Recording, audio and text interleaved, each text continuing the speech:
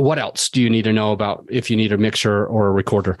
If you've got one of these, you don't need the most expensive one. Absolutely not. If you go to the website, which I told you I would mention where to find it, it's growyourshow.com. And then there's a little / and they just put PDF. You'll be able to download the PDF, or you could scroll down and see all the other equipment. But on there, when you go there, you're going to see in the mixer / recorders, there's a Rodecaster Pro. There's 3 other options. The Rodecaster Pro obviously being the most expensive of the 4 options.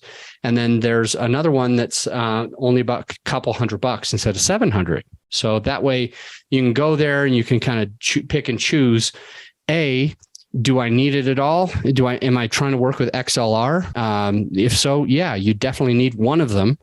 And then which one do I need? Like, how much money should I spend? Well, going into, it makes me feel when I go into the other office, my recording studio with the Rodecaster Pro, it kind of makes me feel like I'm more professional. It kind of makes me feel everything's just dialed in, and I spend a lot of money on some of the things that are there.